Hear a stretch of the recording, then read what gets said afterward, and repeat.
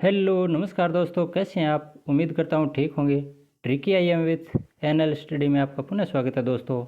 हाँ दोस्तों, रीट में सबसे महत्वपूर्ण शिक्षण विधियों से संबंधित क्वेश्चन आते हैं और ये लगभग शिक्षण विधियाँ 40 नंबर और मनोविज्ञान 30 नंबर, कुल मिलाकर 70 नंबर का मैटर ये शिक्षण विधियाँ और मनोविज्ञान से संबंधित आते हैं। तो आज हम 40 नंबर वाला जो मैटर है वो लगभग इस वीडियो में कवर करने की कोशिश करेंगे।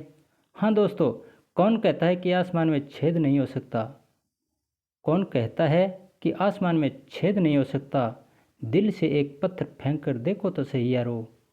हाँ दोस्तों, अगर आपने बहुत लंबी तैयारी नहीं की है और इस क्षेत्र में नए हैं तो भी कोई दिक्कत नहीं है। मैं पूरी उम्मीद के साथ कह सकता हूँ कि अगर आपने ध्यान लगाकर शिक्षण विधियाँ अच्छे ढंग से पढ़ ली तो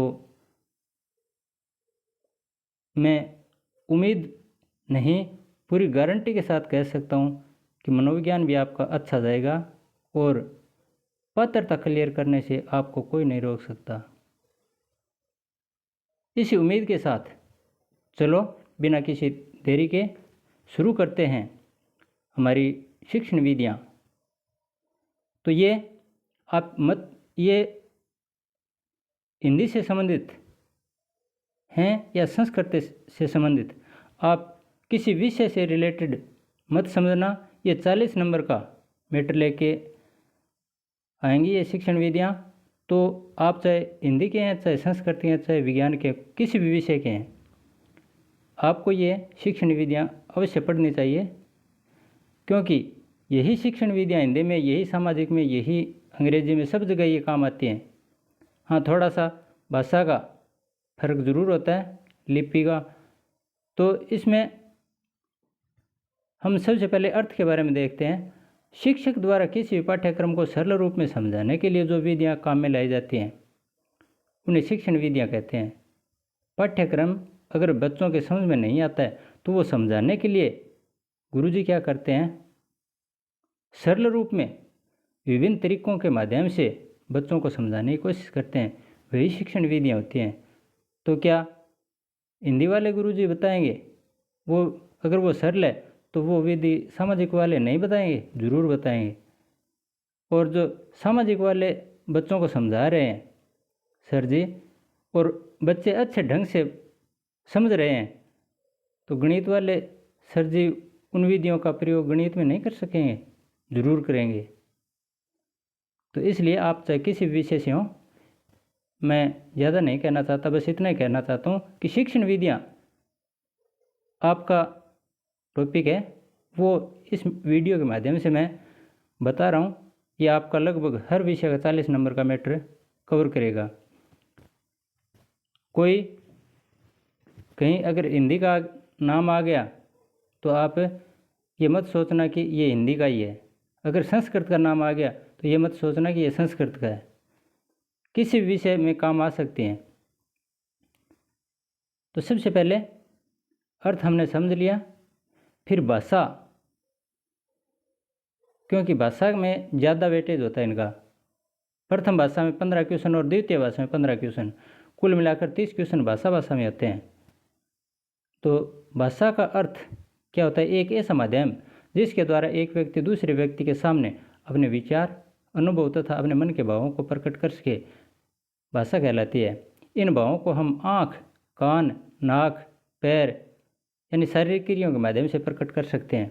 इशारों में कहते हैं ना, इशारों में वो ऐसे कह गया, तो वे इशारे बोलकर बताना कोई ज़रूरी नहीं, अपने विचार कैसे भी प्रकट कर सकते हैं।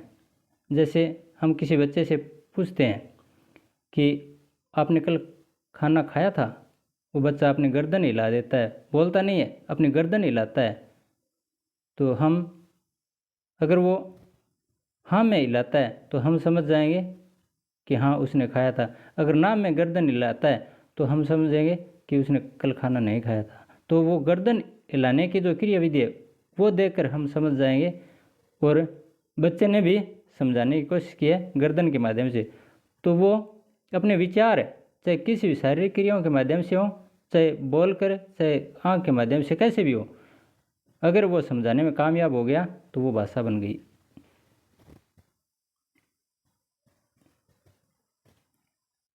भाषा शब्द है वो संस्कृत में एक भाष धातु होती है, उससे बना है, जिसका अर्थ होता है वाणी को व्यक्त करना। भाषा की प्रकृति क्या होती है? भाषा के गुण या स्वभाव को उसकी प्रकृति कहते हैं। भाषा के जो गुण होते हैं उन्हें क्या कहते हैं? भाषा की प्रकृति। और परंपरागत व अर्जित दोनों प्रकार की ये प्रकृति होती है। भाषा कोई पैतृक संपत्ति नहीं होती है। कई कहते हैं ना कि ये हमारे पूर्वजों की दी है, नहीं, ये अर्जित भी होती है और परंपरागत भी होती है। भाषा एक अर्जित संपत्ति है जो हमेशा परिवर्तनशील रहती है, सजीव बनी रहती है। अगर पैतृक होगी तो इसका मतलब वो आगे विकास नहीं कर पाई है, वो पीछे से आ रही थी वही है, इसका मतलब वो मर्तप्राय बन चुकी है। अतः भाषा मर्तप्राय नहीं बनती, हमेशा परिवर्तित होती रहती है और परिवर्तन ही उसे सजीवता बनाता है। तो परिवर्तनशील रहती है हमेशा भाषा, और जब परिवर्तन आना बंद हो जाएगा उस समय वो भाषा मर जाएगी। तो भाषा कभी मरती नहीं है, भाषा हमेशा विकासशील रहती है, परिवर्तनशील रहती है, इसलिए उसे सजीव कहते हैं। ये प्रश्न कई बार आया हुआ है। बादशाह नहीं है भाषा। भाषा दो आधार हैं भाषा की। भाषा शब्द है ये, भाषा के दो आधार होते हैं, भौतिक और अभौतिक। भौतिक स्थायी होती है और लिखित होती है।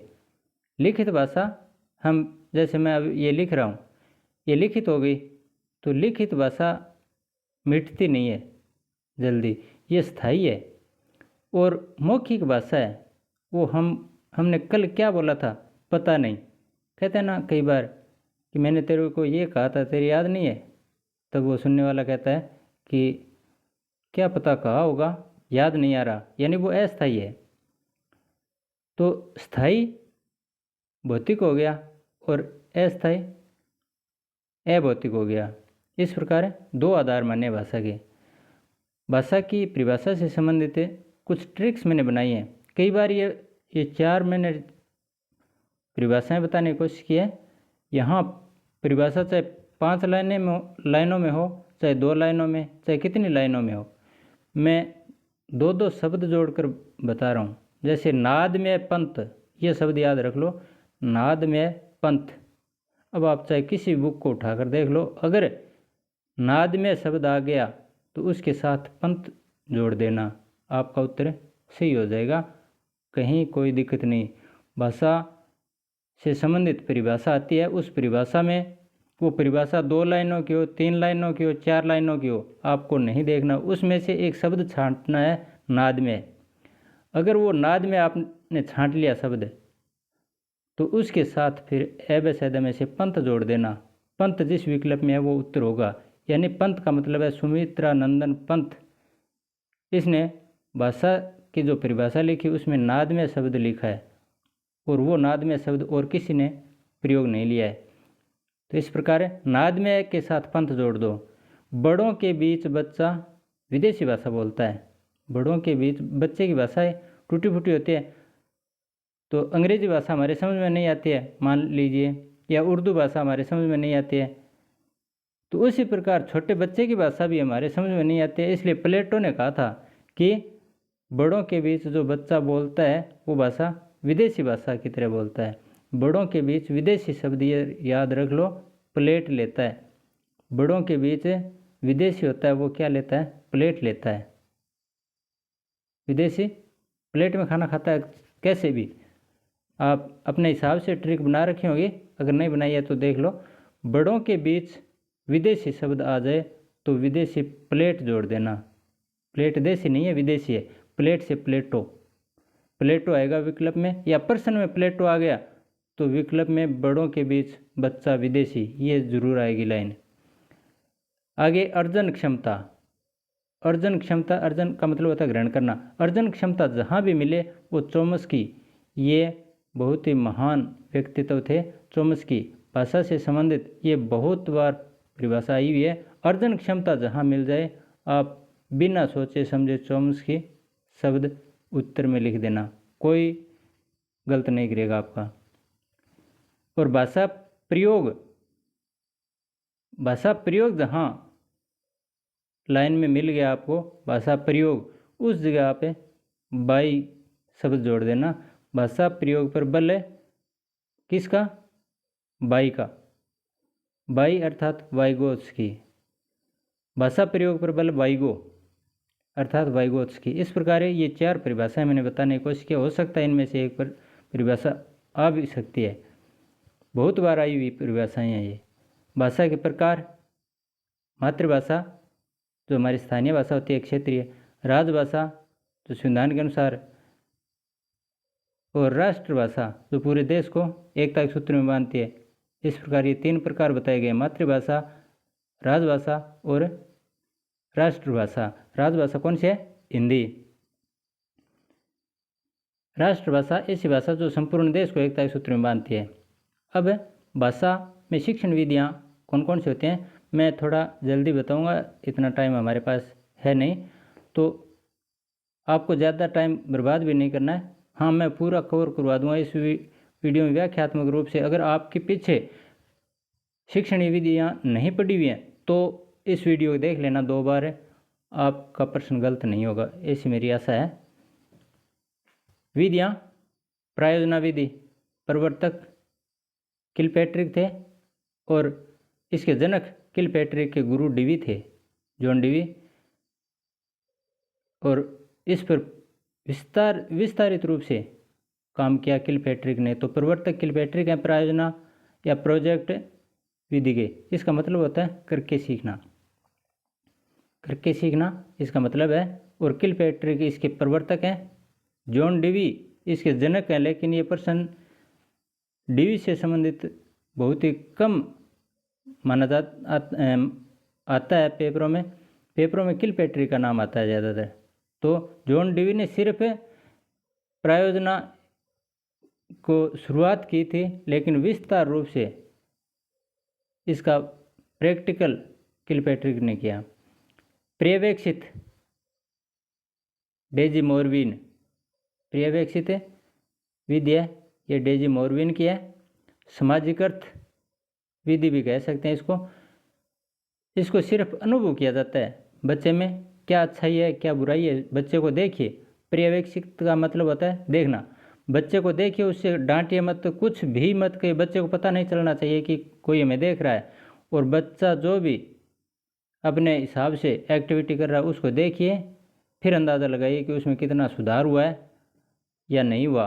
तो ये पर्यवेक्षित विधि है। खेल विधि बहुत बहुत बहुत इम्पोर्टेंट है। एक तो ये प्रायोजना और एक ये खेल विधि। हाँ, अंग्रेजी के शब्द कई बार प्रोजेक्ट दे दिया, और ये कुक इसके प्रवर्तक थे खेल विधि के।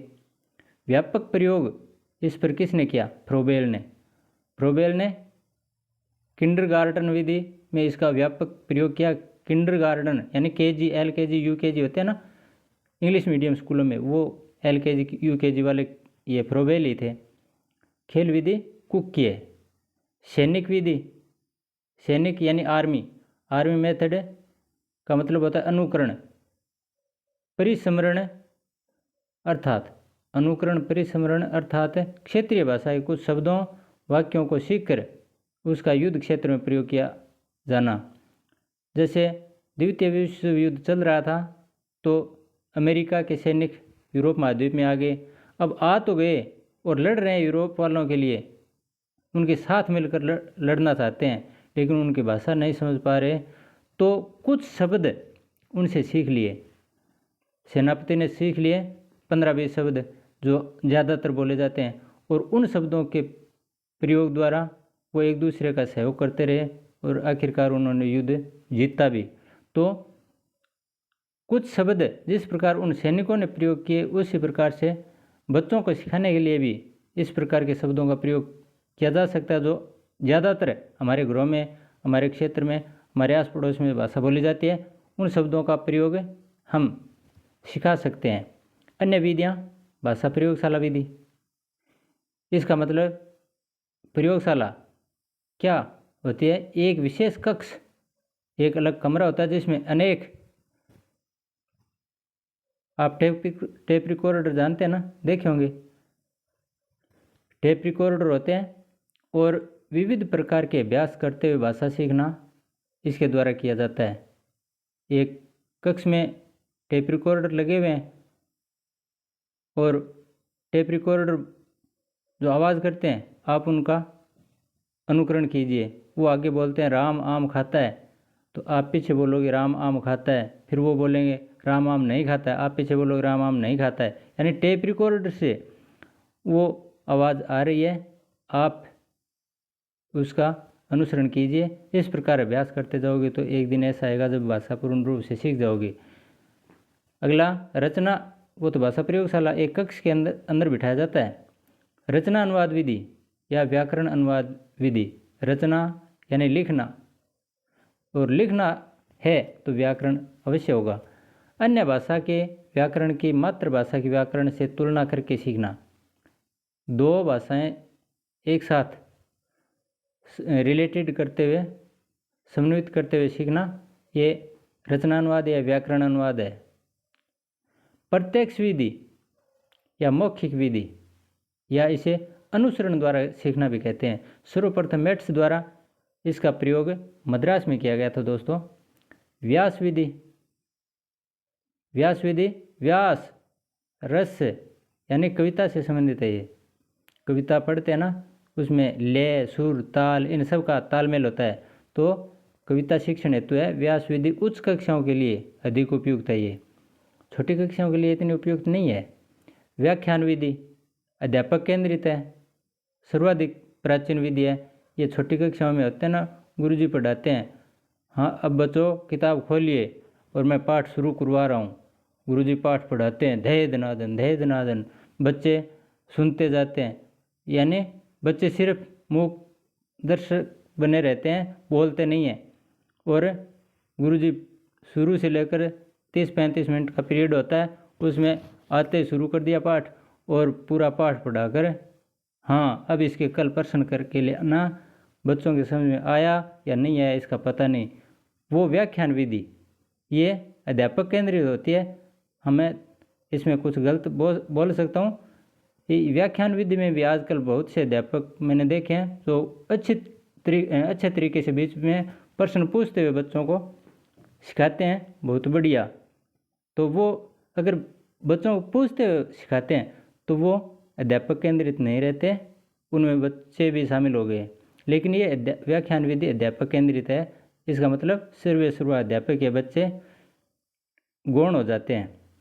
आगे दल शिक्षण विधि, सहयोगी शिक्षण, यानी एक गुरुजी पढ़ा रहे हैं, उनकी सहायता के लिए दूसरे गुरुजी भी आ जाते हैं, तो उच्च कक्षाओं हेतु कामयाब है ये।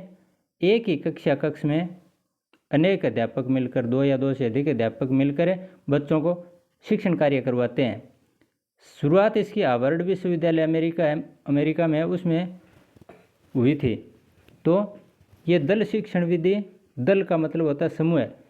एक कक्ष है, एक कमरा है, उस कमरे में 20 बच्चे हैं, उन 20 बच्चों को पढ़ाने के लिए एक गुरुजी होते हैं नहीं, इसमें एक की जगह 2 या 2 से अधिक 5 अध्यापक भी हो सकते हैं, 7 अध्यापक भी हो सकते हैं। इस ढंग से पढ़ाते हैं कि बच्चों को कहीं समझने में कोई कमी नहीं रह जाए, और एक दूसरे का सहयोग करते हुए वो बताते हैं।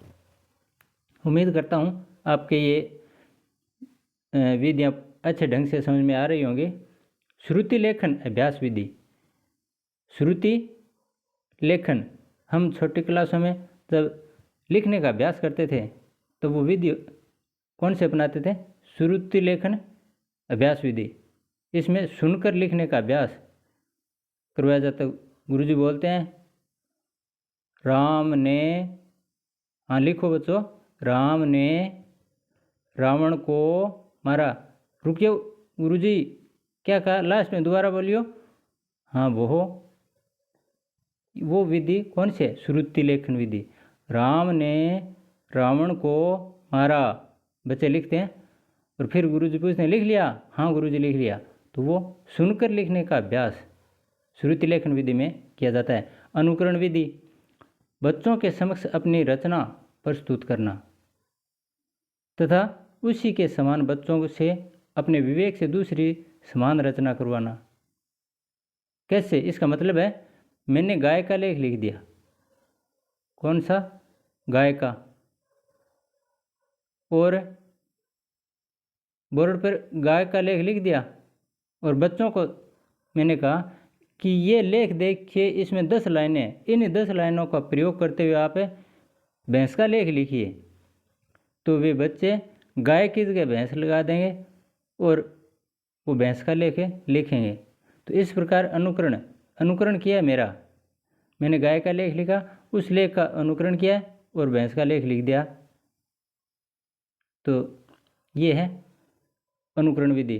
कविता शिक्षण, ध्वनि, नाद सौंदर्य, शैली सौंदर्य, कल्पना सौंदर्य आदि हेतु काव्य शिक्षण किया जाता है। काव्य, कविताएं, आनंद आता है ना। हिंदी वाले गुरुजी बताते हैं कितना गीत गा कर सुर, लय, ताल, वो कविता शिक्षण की ही बात है दोस्तों। कविता शिक्षण की मुख्य विधियाँ कौन कौन से हैं? गीत विधि, यानी गीत गा कर बच्चों को समझाना।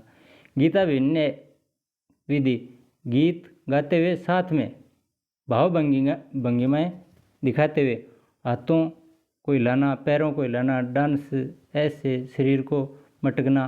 तो ये गीत के साथ साथ अभिनय भी करना। बच्चे प्रफुल्लित होंगे, आनंदित होंगे। पद्य व्याख्या विधि, और पद्य जो भी आया है उसकी व्याख्या करते हुए समझाना। रसास्वादन विधि, खंडान्वय विधि, ये खंडान्वय दंडान्वय शब्द हैं, ये बहुत बार पूछे गए हैं। तो खंडान्वय का मतलब है सुकरात ने प्रश्नोत्तर विधि बताई थी, वो खंडान्वय विधि माने जाते हैं। तो खंडान्वय और प्रश्नोत्तर, ये अगर खंडान्वय आ गया प्रश्न में तो विकल्प में प्रश्नोत्तर आएगा, या प्रश्नोत्तर प्रश्न में आ गया तो खंडान्वय विकल्प में आएगा। इसी प्रकार दंडान्वय सुकरात की समस्या समाधान विधि है। तो दंडान्वय खंडान्वय, इसमें मुख्य खंडान्वय याद रखना। खंडान्वय प्रश्नोत्तर विधि है और वो भी सुकरात ने दी थी। सुकरात कौन थे? महान दार्शनिक। अब गद्य शिक्षण की विधियों के बारे में। हाँ, खंडान्वय दंडान्वय विधि किस शिक्षण की है? गद्य पद्य ऐसे भी आ जाता है कई बार, तो पद्य शिक्षण में है वो। गद्य शिक्षण, इस शिक्षण के कई भाग हैं, जैसे कहानी, नाटक, उपन्यास, जीवनी, यात्रा वृत्तांत, पत्र, एकांकी, ये सारे के सारे गद्य शिक्षण के अंतर्गत आते हैं। यानी कविता छोड़कर हम अन्य जो रचनाएं लिखते हैं, हम अपनी कल्पना के हिसाब से लिखें या देख कर लिखें, जैसे भी, वो सारी की सारी गद्य शिक्षण में आते हैं। फिर आदर्श विधि, इसमें अध्यापक पाठ का आदर्श वाचन करते हैं। अध्यापक जी क्या करते हैं? पाठ का आदर्श वाचन करते हैं, फिर विद्यार्थियों से अनुकरण वाचन करवाते हैं। फिर विद्यार्थियों कहते हैं कि आप अनुकरण कीजिए। आवश्यकता के अनुसार शिक्षक 4-5 बोध प्रश्न भी पूछते हैं तथा यह गद्य शिक्षण की सर्वाधिक प्रयोग होने वाली विधि है। आदर्श वाचन विधि है, ये सबसे अधिक प्रयोग में की जाती है। आदर्श वाचन करते हैं गुरुजी, विद्यार्थी उनका अनुकरण करते हैं, बोलते भी हैं, और गुरुजी प्रश्न भी पूछते हैं बीच बीच में।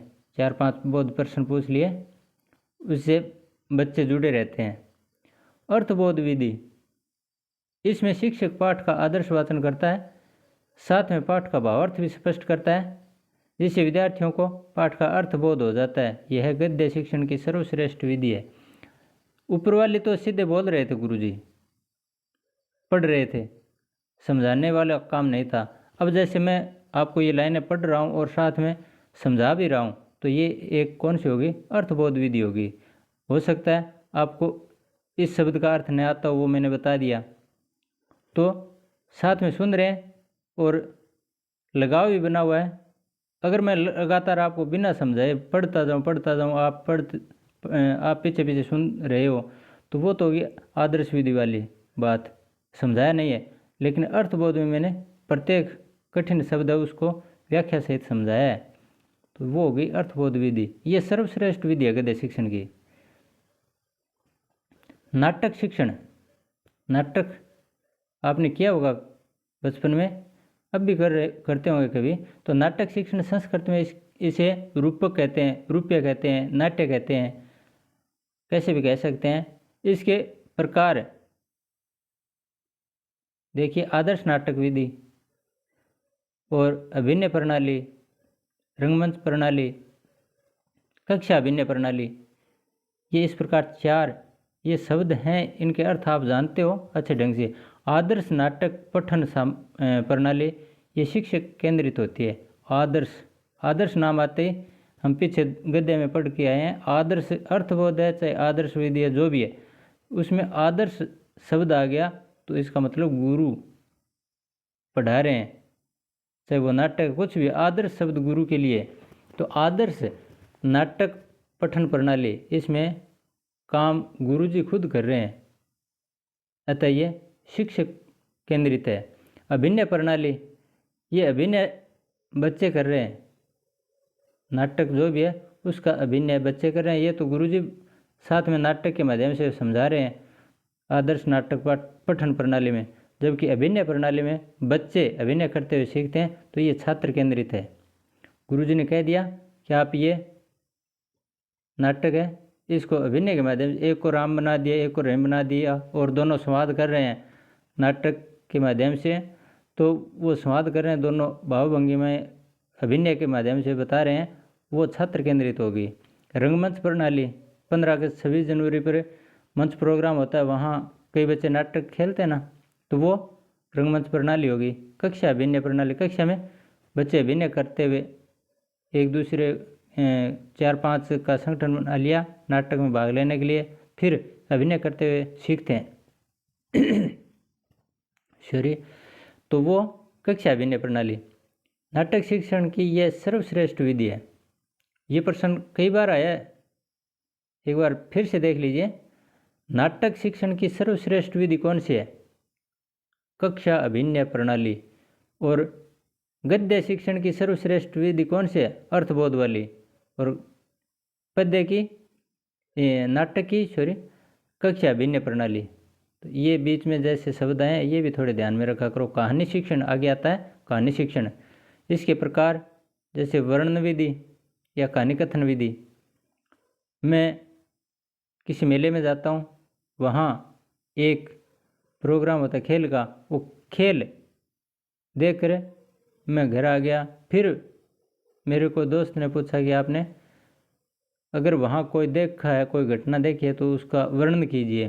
तो मैं वो वर्णन जो खेल का मैंने आंखों देखा हाल वहाँ देखा था, वो आंखों देखा हाल मैंने लिखना शुरू कर दिया, और वो वर्णन करके दोस्त को पकड़ा दिया कि ये देखा था मैंने।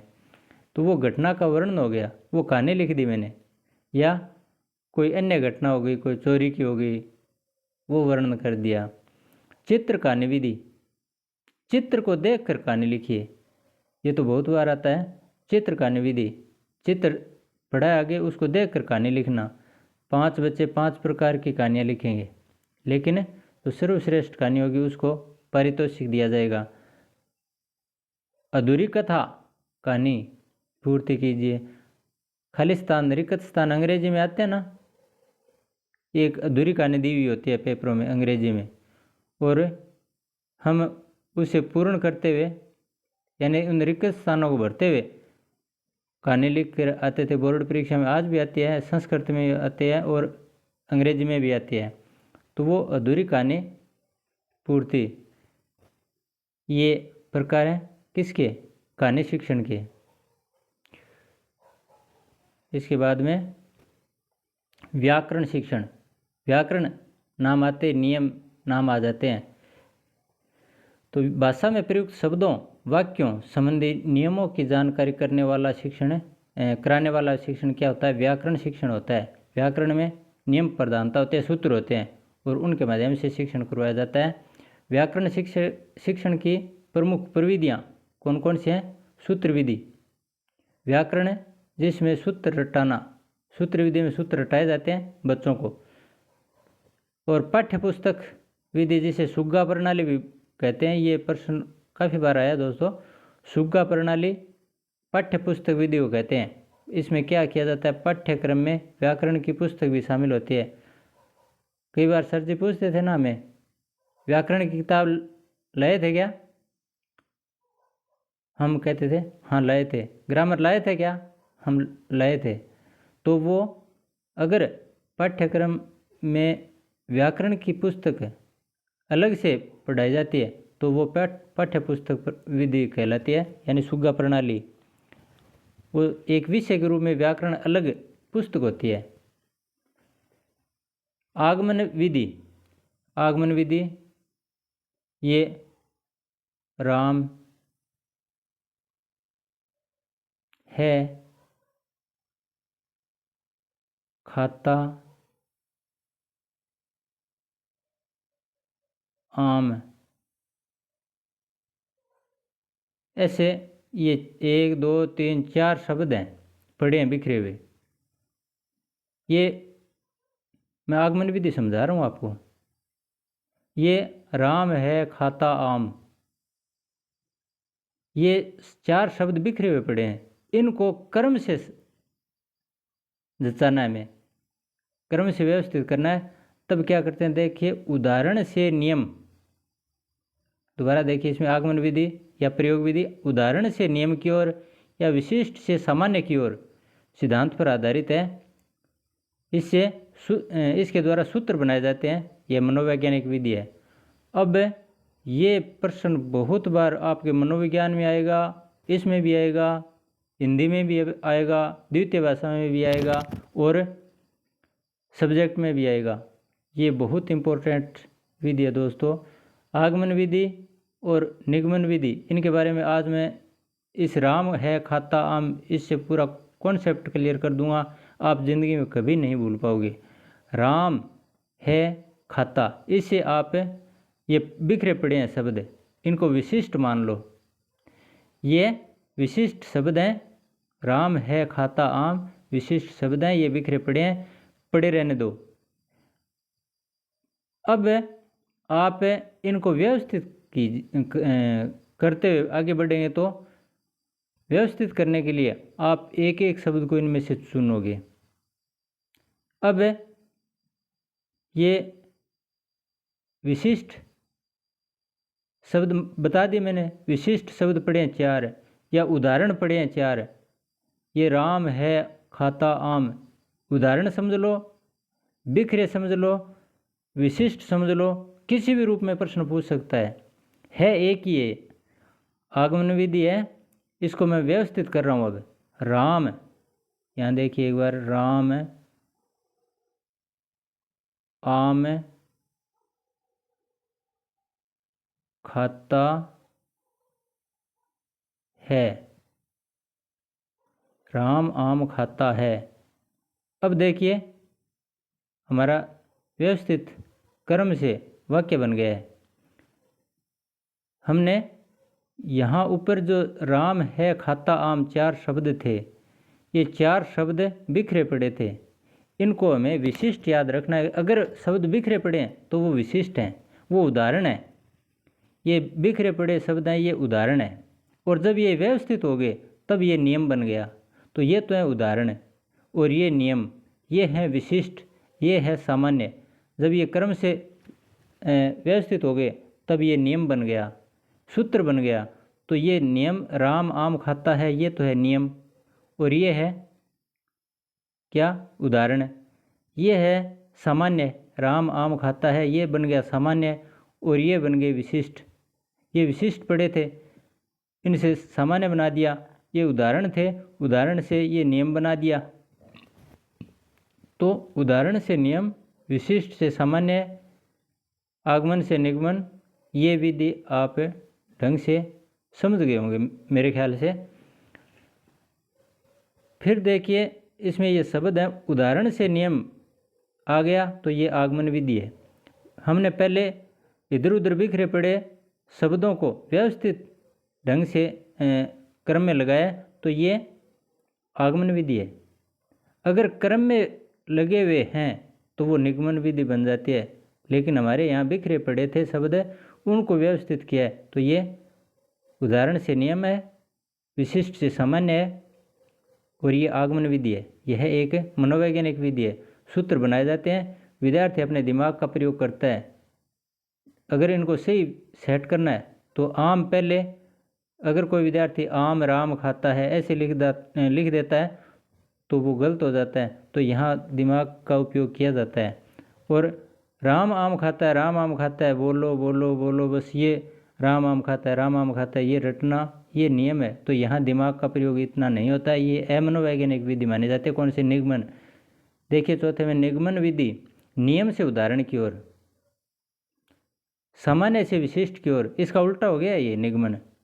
ये सामान्य था, सामान्य से विशिष्ट की तरफ, और नियम से उदाहरण की तरफ, नियम से उदाहरण की तरफ निगमन विधि। सिद्धांत पर आधारित है, अर्थात सूत्र के अनुसार कार्य करना।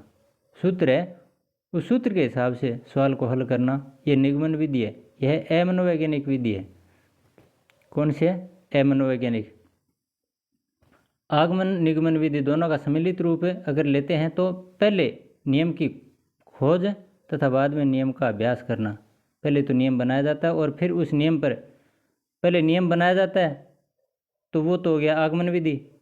हमने आगमन विधि में नियम बनाया था ना, राम आम खाता है, वो नियम बन गया, तो वो आगमन विधि। और उस पर अभ्यास करना फिर वो क्या होगा? निगमन विधि। दोनों का सम्मिलित रूप से प्रयोग हो गया आगमन निगमन में। भाषा संसर्ग विधि, अगली विधि देखिए, इसे प्रासंगिक विधि भी कहते हैं, अव्याकृत विधि भी कहते हैं। व्याकरण ज्ञान अलग से नहीं दिया जाता। व्याकरण नियम जाने बिना मातृभाषा का शुद्ध प्रयोग इसमें सीखा जाता है। भाषा संसर्ग विधि में ये एक प्रकार से अलग से नहीं बताए जाते। जैसे विषय आया था ना सुगा प्रणाली में, पाठ्य पुस्तक व्याकरण की अलग थी, यहाँ पाठ्य पुस्तक व्याकरण की अलग नहीं है। समवाय विधि, विभिन्न विषय, ये विषय नहीं है, विषय, विभिन्न विषय में सह संबंध करके पढ़ाना। हिंदी, जैसे अब मैं इन शिक्षण विधियों में, मैं हिंदी की शिक्षण विधियाँ, चाहे संस्कृत की शिक्षण विधियाँ, चाहे सामाजिक की, सबकी मैं एक साथ बता रहा हूँ ना, ये आप सबके काम में आएंगे। चाहे वो गणित में पढ़ रहे हो, चाहे किसी विषय के हो, आप सबके ये काम आने वाली हैं। तो ये समवाय विधि यानी सभी विषयों से रिलेटेड, हिंदी वाला संस्कृत में काम आ गया, संस्कृत वाला हिंदी में नियम काम आ गया, और मनोविज्ञान वाला इसमें साथ में काम आ गया। तो सारे के सारे ये एक दूसरे से जोड़कर रिलेटेड करके पढ़ना, ये क्या होता है? समवाय विधि होती है। कहानी, पद्य आदि की शिक्षा देने के साथ साथ ये प्रसंग और अवसर अनुकूल व्याकरण की शिक्षा दी जाती है। अगर आप पाठ पढ़ रहे हो, पाठ में कहीं बच्चों को पाठ पढ़ा रहे हो, तो पाठ में कहीं कोई प्रसंग आ गया, नियम सूत्र आ गया, व्याकरण से संबंधित कोई शब्द आ गया, मुहावरा आ गया, तो उसको व्याख्या सहित उसी से मैं समझा दिया, अलग से नहीं बताया, अलग से व्याकरण की पुस्तक नहीं मंगवाई, बस वहीं उसको ख़त्म कर दिया। जो भी मुहावरा था या लोकोक्ति था, लिंग था, तो उसको उसी समय समझा दिया, बच्चे समझ गए, अलग से व्याकरण पढ़ाने की आवश्यकता नहीं पड़ी उनको। तो ये भाषा संसर्ग विधि, समवाय विधि। एक होती है व्यतिरेक विधि, दो भाषाओं का तुलनात्मक अध्ययन किया जाता है, प्रस्तुतिकरण किया जाता है।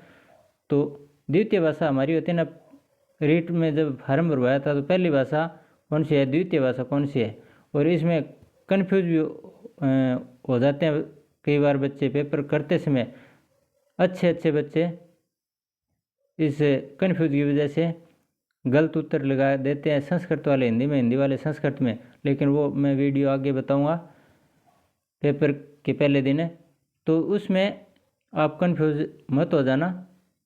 पहले 30 क्वेश्चन प्रथम भाषा के और फिर 30 क्वेश्चन द्वितीय भाषा के, ऐसे करने हैं। और ये पेपर बहुत बड़ा होता है, सभी भाषाओं का प्रयोग, सभी भाषाओं के प्रश्न एक में ही आते हैं, इसलिए काफ़ी बड़ा हो जाता है, समझने में थोड़ी कठिनाई होती है पेपर को। व्यतिरेक विधि यानी दो भाषाओं का तुलनात्मक अध्ययन किया जाता है इसमें। ये द्वितीय भाषा के शिक्षण की तुलनात्मक विधि है। द्विभाषी विधि यानी मातृभाषा के प्रयोग से विदेशी भाषा सीखना। द्विभाषी यानी दो भाषाएं, एक तो हमारी मातृभाषा, एक विदेशी भाषा है। तो विदेशी भाषा को विदेशी पुस्तकों से नहीं बल्कि अपनी मातृभाषा के साथ साथ हम बाज़ार में जाते हैं, कई बार जयपुर में गए हैं तो अनपढ़ टेम्पू वाले होते हैं, कोई रिक्शे वाले अनपढ़ होते हैं वो, लेकिन जब विदेशी सैलानी आते हैं, अंग्रेज़ आते हैं, उनके साथ बेझिझक इंग्लिश बोल देते हैं। तो वो क्यों बोल लेते हैं? ये द्विभाषी विधि का प्रयोग किया था उन्होंने सीखने के लिए। द्विभाषी विधि यानी मातृभाषा के प्रयोग के साथ उन्होंने विदेशी भाषा के शब्द सीख लिए और आज वो उनके साथ अच्छे ढंग से बातचीत कर रहे हैं। रचना विधि दोस्तों, धैर्य बनाए रखें, ये काफ़ी इम्पोर्टेंट टॉपिक है। रचना शिक्षण यह है सार्थक तथा कलात्मक अभिव्यक्ति जिसके द्वारा हम निश्चित उद्देश्यों को सामने रखकर अपने विचारों को लिपिबद्ध करते हैं। रचना लिखित व मौखिक किसी भी रूप में हो सकती है, यानी हम जो लेख लिखते हैं वो रचना शिक्षण में आता है। रचना शिक्षण की मुख्य प्रविधियाँ कौन सी होती हैं? प्रश्नोत्तर विधि, अध्यापक क्रमानुसार प्रश्न पूछते हैं तथा छात्र उसके उत्तर देते हैं।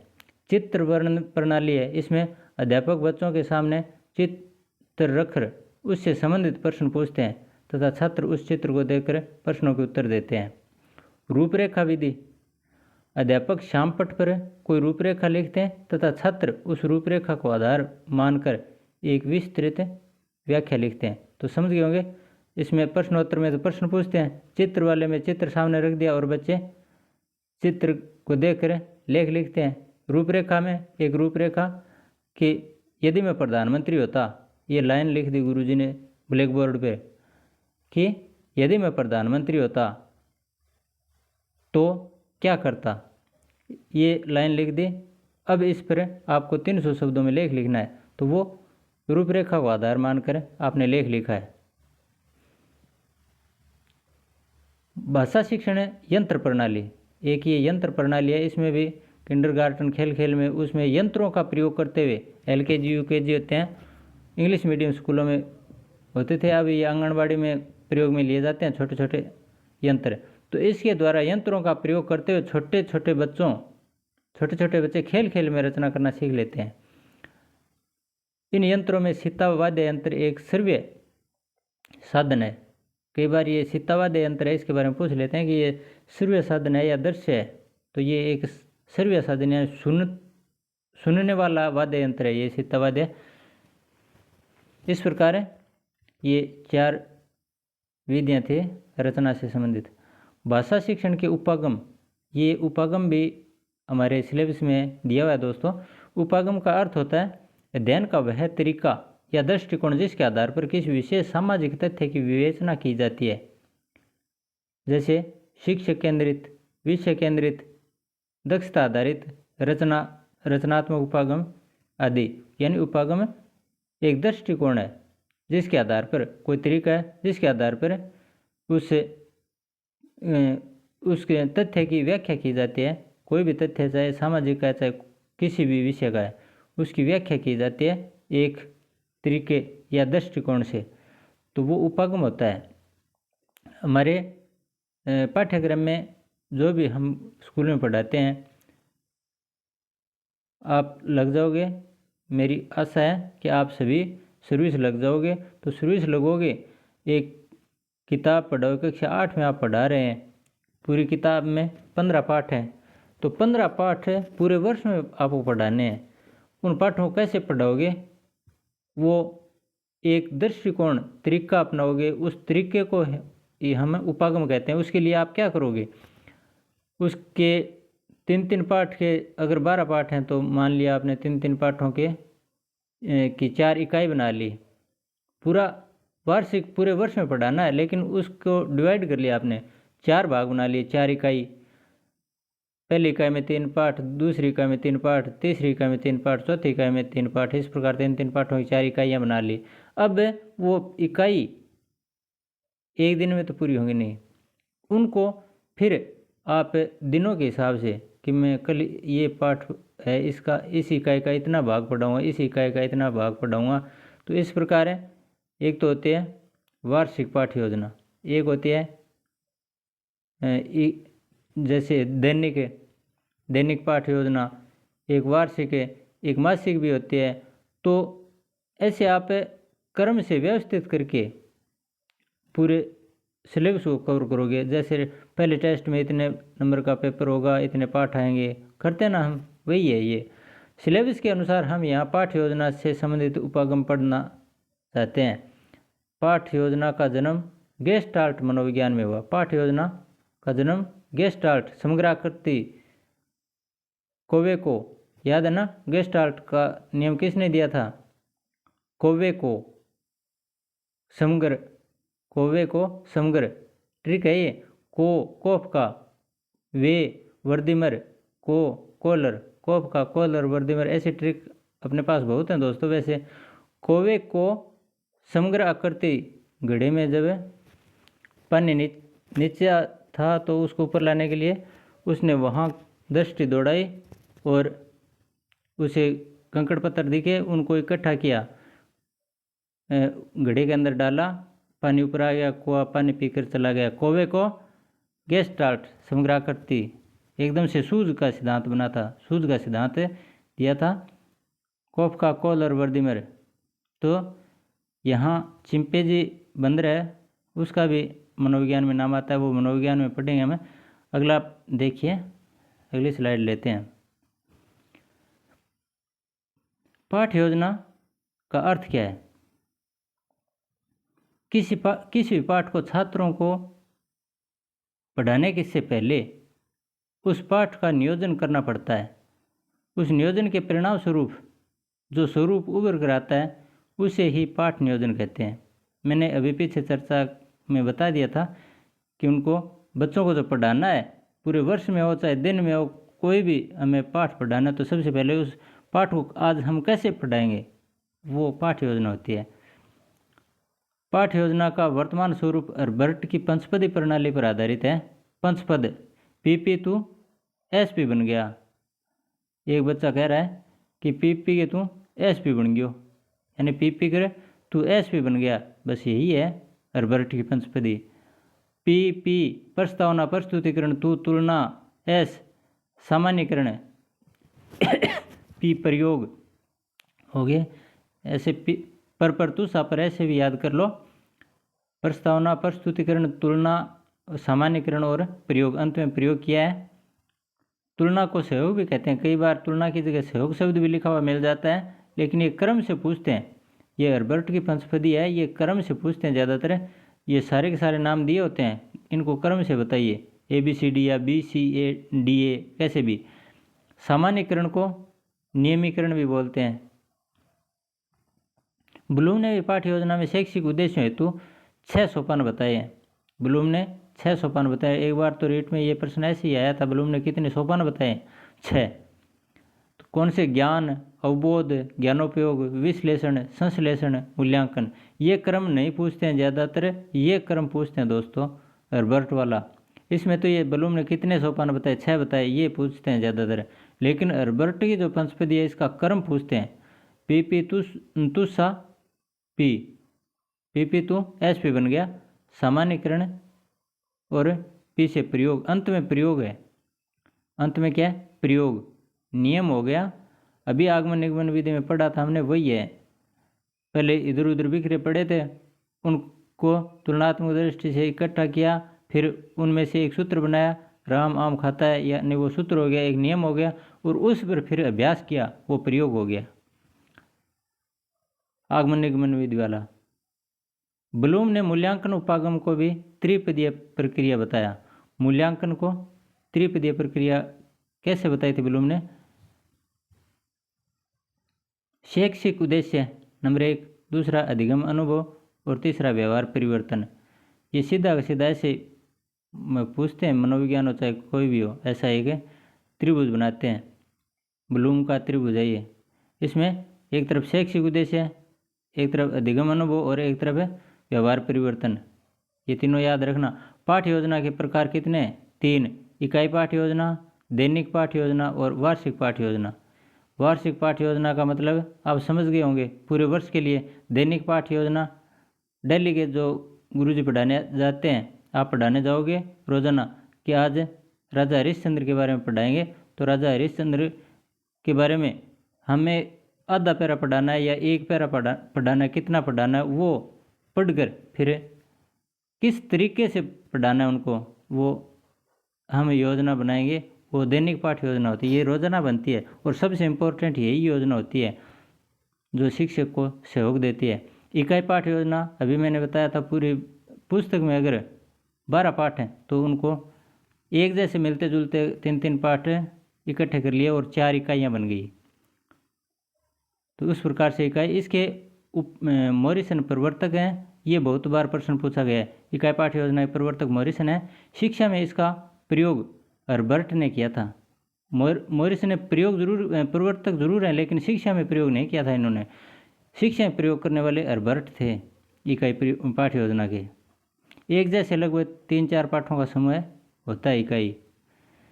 शिक्षक की सर्वाधिक सहयोगी कौन सी पाठ्य योजना होती है? दैनिक पाठ्य योजना।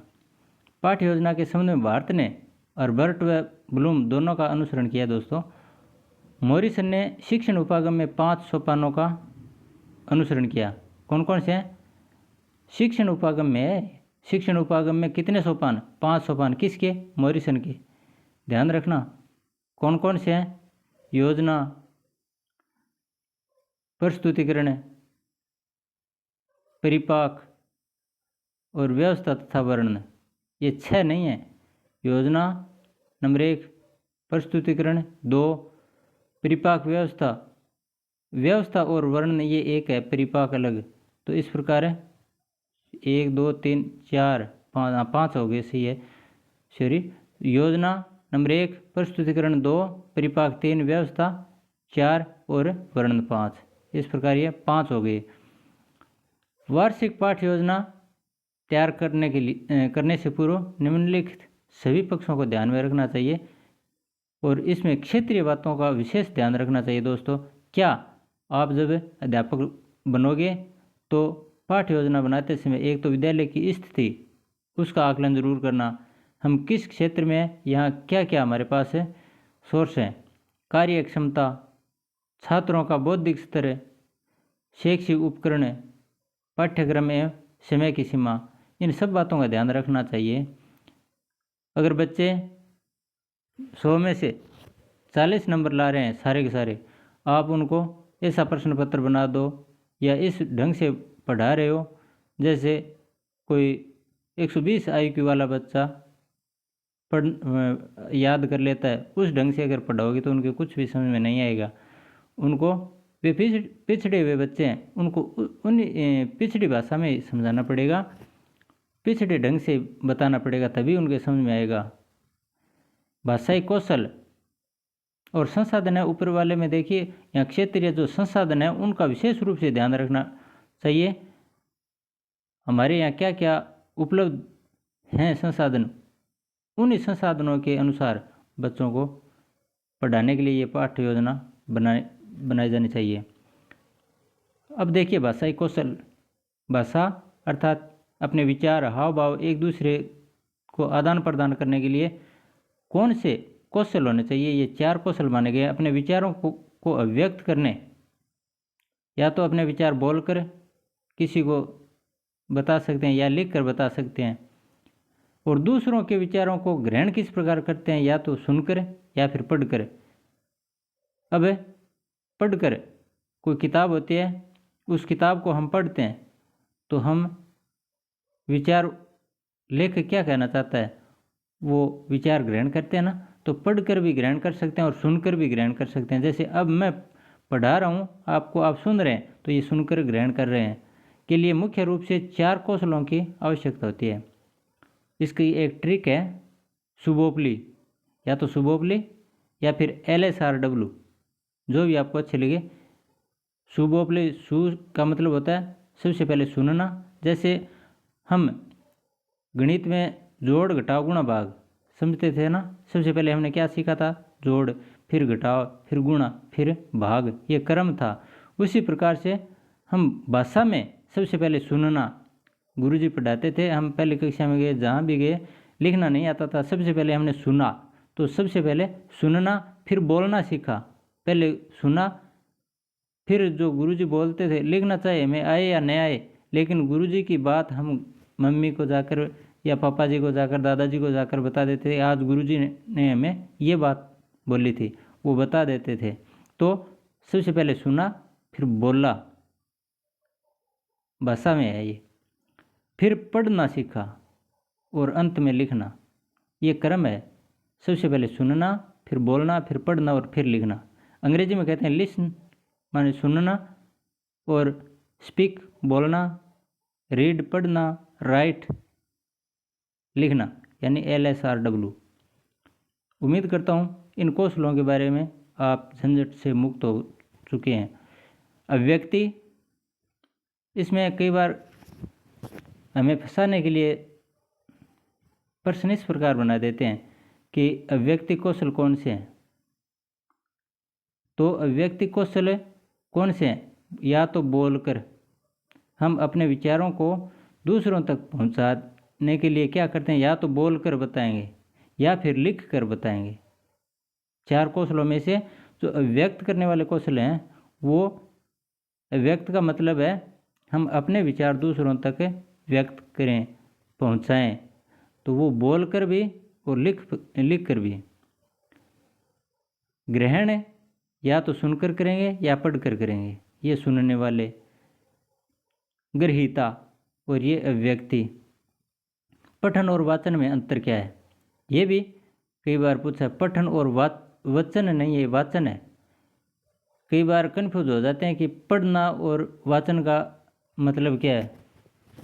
अब पठन होता है गंभीर, ध्वनि अनिवार्य नहीं, उच्चारण नहीं, पढ़ना अपने लिए। अब हम तैयारी कर रहे हैं, मान लीजिए आप वीडियो नहीं देख रहे हैं, आप रात के 2 बजे पढ़ रहे हैं, 27 को पेपर है, आप रात के 2 बजे उठे और पढ़ना शुरू कर दिया। अब आपकी आवाज़ अपने घर वालों तक नहीं पहुंच पाए, ताकि वो डिस्टर्ब, आपको महसूस हो रहा है कि आप अगर ज़ोर से पढ़ोगे तो उनके तक आवाज़ जाएगी, वो डिस्टर्ब होंगे, तो आप वो भी नहीं करोगे। आप गंभीर बने हुए हैं कि मेरा पेपर में सिलेक्शन हो जाए, मैं अच्छे ढंग से पढ़ूँ। तो आप बिल्कुल गंभीर होकर पढ़ रहे हैं और ध्वनि बिल्कुल भी नहीं निकाल रहे हैं, उच्चारण नहीं हो रहा है, होठ भी नहीं हिला रहे हैं आप, लेकिन पढ़ना जारी है। आप अपने लिए पढ़ रहे हैं, दूसरों के लिए नहीं पढ़ रहे हैं, आप अपने लिए पढ़ रहे हैं। तो ये क्या हो गया, पठन। अब वाचन क्या है? वाचन गंभीर नहीं है। वाचन होता है, नेताजी भाषण देते हैं ना, वो वाचन होता है, पठन नहीं होता है। ध्वनि अनिवार्य है, आवाज़ अनिवार्य है, इसमें उच्चारण क्षमता, उच्चारण की क्षमता भी होनी चाहिए। ये नहीं है कि आवाज़ आपका उच्चारण अगर सही नहीं है तो श्रोतागण आपको अस्वीकार कर देंगे। नेताजी वक्ता होने चाहिए अच्छे। पढ़कर सुनाना वाचन में होता है, श्रोताओं के लिए, ये मुख्य रूप से श्रोताओं के लिए, ये दूसरों के लिए। वाचन तो होता है दूसरों के लिए, दूसरों को सुनाने के लिए, जबकि पठन होता है खुद के लिए। तो दूसरों के लिए होगा, वो कैसा होगा इसमें आप समझ गए होंगे। बस सीधा इतना याद रख लो, पठन होता है खुद के लिए, वाचन होता है दूसरों के लिए। अब इसके आगे ये सब जो भी लिखे हैं ये खुद अपने आप, इनमें और भी कोई जोड़े जा सकते हैं, आप अपने हिसाब से जोड़ लेना, चाहे कितने भी शब्द। वाचन के प्रकार 3 बताए गए हैं, सहस्वर वाचन, मौन वाचन, द्रुत वाचन। सहस्वर वाचन बोल बोल कर वाचन करना। मौन वाचन भी बताया है, वाचन के प्रकारों में ये भी बताया मौन वाचन। और द्रुत वाचन तेज गति से, दोनों प्रकार में ही होता है। सहस्वर वाचन भी बहुत तेज गति में, मौन वाचन भी बहुत तेज गति में। तो द्रुत अर्थात तेज गति में पढ़ना, वाचन करना। तो ये 3 प्रकार हैं वाचन की। शिक्षण अधिगम सामग्री। दोस्तों, शिक्षण अधिगम सामग्री ये आखिर क्या होती है, ये भी आपने बहुत पढ़ लिया है। इसमें देखिए, थोड़ा मैं जूम कर देता हूँ इसको।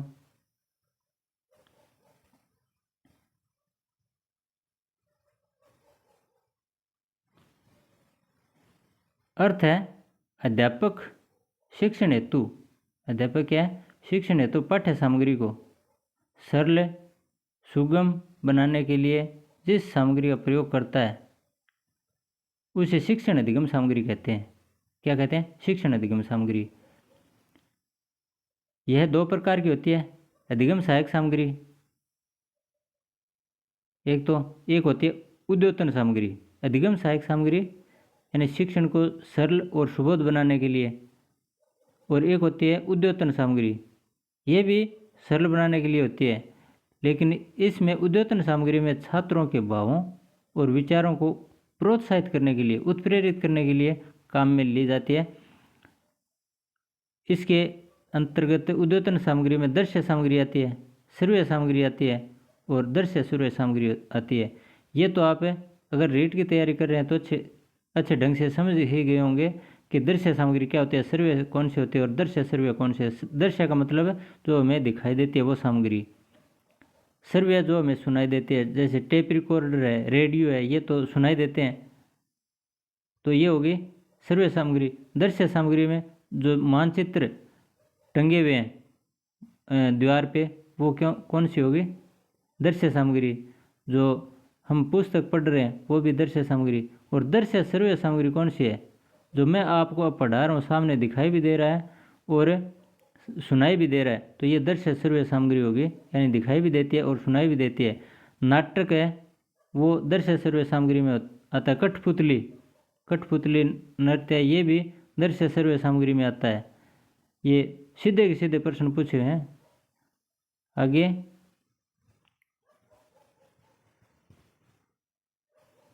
ये देखिए, मूल्यांकन। इसमें बहुत ही इम्पोर्टेंट टॉपिक है दोस्तों मूल्यांकन वाला। मूल्यांकन किस ढंग से किया जाता है, इसमें से प्रश्न चाहे कोई भी सब्जेक्ट से हो आप, और शिक्षण विधियों में भी आएंगे और मनोविज्ञान में भी आ सकते हैं। अर्थ है इसका, शिक्षा के क्षेत्र में मूल्यांकन से तात्पर्य शिक्षा के उद्देश्यों, पाठ्यचर्या एवं शिक्षण विधियों की सापेक्षिक उपयोगिता का पता लगाने, शिक्षा के निश्चित उद्देश्यों की प्राप्ति में विद्यालय क्रियाओं की सापेक्षिक उपयोगिता का पता लगाने और छात्रों की उपलब्धियों की सापेक्षिक स्थिति को स्पष्ट करने की प्रक्रिया को मूल्यांकन कहते हैं।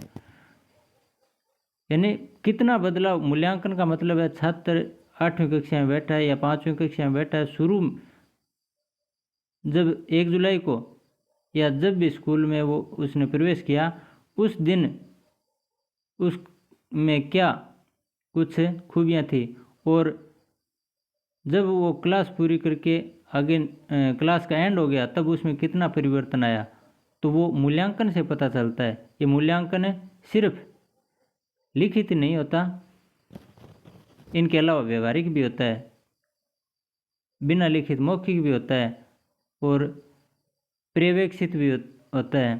तो जैसे भी है आकलन किया जाता है बच्चे का, उसके अन्य व्यवहारिक गुणों की भी जांच की जाती है। तो ये मूल्यांकन के बारे में आगे हम पढ़ेंगे किस ढंग से ये किया जाता है। तो कहने का मतलब जो बदलाव आता है बच्चे में वो मूल्यांकन से पता चलता है।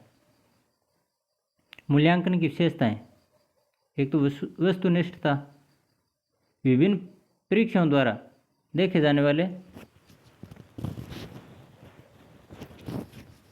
वस्तुनिष्ठता का मतलब है विभिन्न परीक्षाओं द्वारा देखे जाने पर भी एक ही फल की प्राप्ति। मान लीजिए क्लास में 10 विद्यार्थी हैं, उन 10 विद्यार्थियों में से रवि नाम का लड़का है, वो फर्स्ट पोजीशन प्राप्त कर रहा है। कौन सी पोजीशन प्राप्त कर रहा है, फर्स्ट पोजीशन, यानी प्रथम स्थान प्राप्त कर रहा है। तो बार बार परीक्षाएं ली गई, कभी 5 पाठों की, कभी 10 पाठों की, कभी हिंदी की, कभी किसी विषय की, अनेक परीक्षाएं ली गई। 20 परीक्षाएं ली गई, लेकिन प्रत्येक बार प्रथम स्थान पर कौन आया? रवि आया। तो इसका मतलब है विभिन्न परीक्षाओं द्वारा देखे जाने पर भी अगर फल की प्राप्ति एक जैसी होती है, यानी फर्स्ट वही रवि आ रहा है, तो इसका मतलब है वो वस्तुनिष्ठता का गुण है, मूल्यांकन में वस्तुनिष्ठता है। वैधता, किसी विद्यार्थी की योग्यता का मापन शुद्धता एवं सार्थकता से। मैंने सामाजिक वाले शिक्षण विधियां बताई थी, उस दिन आपको ये बताया था कि वैधता के साथ मापन, अगर मापन आ गया, ये शब्द याद रख लो, मापन और वैधता को एक साथ जोड़ दो। अगर मापन है तो वो वैधता, और वैधता है तो मापन है, बस ये आता है। और ज़्यादा गहराई में पूछें तो ये शुद्धता और सार्थकता ये भी याद रख लेना, लेकिन मापन और वैधता इनको आप जोड़ दो। आगे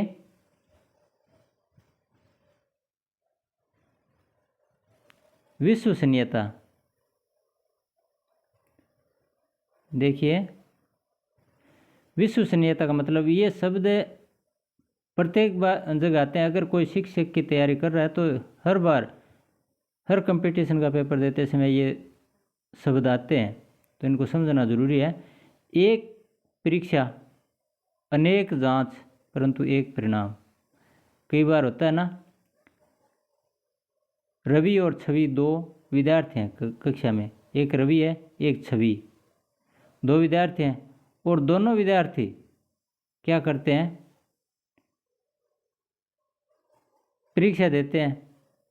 अन्य विद्यार्थी जो 50 थे 60 थे पता नहीं, लेकिन इन दोनों के नंबर बराबर आ गए, बराबर नंबर आ गए, तो ये शिकायत करते हैं। रवि कहता है कि मेरे हिंदी वाले गुरुजी थे, उन्होंने नंबर काट लिए। ये कहता है कि मेरे सामाजिक वाले गुरुजी थे, उन्होंने नंबर काट लिए, हमारी कॉपी दोबारा चेक होनी चाहिए। यानी इन्होंने शिकायत कर दी। अब उनकी कॉपियाँ दोबारा चेक हुई, दोबारा चेक होने पर भी ये एक परीक्षा अनेक जांच होगी, दोबारा जांच होगी, फिर भी परिणाम वही आ गया। यानी ये अपने आप को बहुत होशियार समझता था, ये कमज़ोर था, लेकिन परीक्षा में दोनों के अंक बराबर आ गए तो इसने शिकायत कर दी। लेकिन अब भी परिणाम बराबर ही हैं, यानी कोई फर्क नहीं है, दोनों के नंबर बराबर हैं। इसका मतलब जांच विश्वसनीयता मूल्यांकन हुआ था, उसमें विश्वसनीयता थी, इसलिए अब भी इनके नंबर बराबर आ रहे हैं। 1 साल बाद में जांच करोगे तो भी नंबर बराबर आएंगे, ये विश्वसनीयता का गुण है। और मूल्यांकन में विभेदीकरण होना चाहिए। विभेदीकरण का मतलब समझ गए? विभेदीकरण क्या होता है? ऐसा मूल्यांकन जिसमें सभी प्रकार के विद्यार्थियों के सत्रानुसार प्रश्न हो तथा इस परीक्षा के आधार पर श्रेष्ठ, कमजोर तथा साधारण प्रकार के छात्रों का वर्गीकरण संभव हो। यानी कमजोर के लिए कमजोर प्रश्न होने चाहिए, होशियार के लिए होशियार के ढंग के प्रश्न होने चाहिए। कहने का मतलब वेटेज सबका बराबर होना चाहिए। ऐसा नहीं है कि बहुत टफ प्रश्न दे दिए, सारे के सारे 10 प्रश्न देने हैं, वो बिल्कुल टफ प्रश्न दे दिए तो कमज़ोर बच्चे तो रह जाएंगे, पिछड़ जाएंगे, और वो मानसिक रूप से भी कमज़ोर पड़ जाएंगे। इसलिए आप अगर 10 प्रश्न दे रहे हो जांच के लिए, मूल्यांकन के लिए, तो उसमें 2 टफ, 2 बिल्कुल सरल, 4 हो गए। जैसे भी आप समझो, उचित समझो। 3 टफ दे दिए, 3 सरल दे दिए, 6 हो गए, 4 मीडियम साइज के दे दिए। तो इससे क्या होगा? सभी को फायदा होगा। अगर कमज़ोर है तो उसके लिए कमज़ोर पर्सन भी आ गए, कोई होशियार है तो उसके लिए होशियार पर्सन भी आ गए, सबको फायदा होगा इससे। यानी विभेदीकरण होना चाहिए। और रिजल्ट परिणाम आता है उसमें भी विभेदीकरण होना चाहिए। यानी सभी बच्चों के नंबर अगर 20-20 नंबर आ रहे हैं, किसी के 20 आ गए, किसी के 18 आ गए, किसी के 21 आ गए, ऐसा नहीं। परीक्षा आपने ली है, उस परीक्षा में आपने जैसे प्रश्न दिए वो छोड़िए, ये तो प्रश्नों का प्रकार था विभेदीकरण वाला। लेकिन परिणाम आता है, उस परिणाम में भी विभेदीकरण का गुण होना चाहिए। कहने का मतलब अगर एक बच्चे के 20 नंबर आ रहे हैं तो उसके इर्द गिर्द नंबर नहीं होने चाहिए, बिल्कुल नज़दीक। 21 से और 18 और 22 के बीच में सबके नंबर आ गए, 50-60 जितने भी बच्चे हैं उनके, तो इसका मतलब उसमें विभेदीकरण नहीं है। ये गुण उसमें मूल्यांकन में नहीं आया है। अगर एक बच्चे के 20 नंबर आ रहे हैं और दूसरे के किसी के 10, किसी के 25, किसी के 8 ऐसे नंबर आ रहे हैं तो वो विभेदीकरण वाला मूल्यांकन होगा और वो ही होना चाहिए। व्यवहारिकता, देखिए व्यवहारिकता परीक्षण की रचना, प्रयोग, अंकन, प्राप्त पद्धतों की व्याख्या एवं निष्कर्ष निकालने की विधि और प्रक्रिया में सरलता होनी चाहिए। व्यवहारिकता से आप समझ गए होंगे आखिर पेपर कैसा होना चाहिए। ब्लूम के अनुसार मूल्यांकन आयाम के 3 सोपान ये फिर आ गए हैं, काफ़ी इंपॉर्टेंट है। शैक्षिक उद्देश्यों का निर्धारण, अधिगम के अनुभव प्रदान करना और व्यवहार परिवर्तन, तीनों देखिए शैक्षिक उद्देश्यों का निर्धारण करना, अधिगम के अनुभव और व्यवहार परिवर्तन। मुख्य रूप से उद्देश्य, अनुभव और व्यवहार परिवर्तन, ये याद रखना।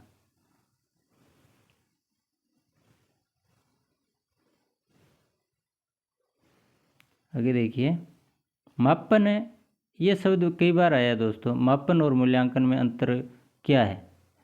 तो मापन और मूल्यांकन आखिर होता क्या है, मूल्यांकन के बारे में हम पढ़ रहे हैं।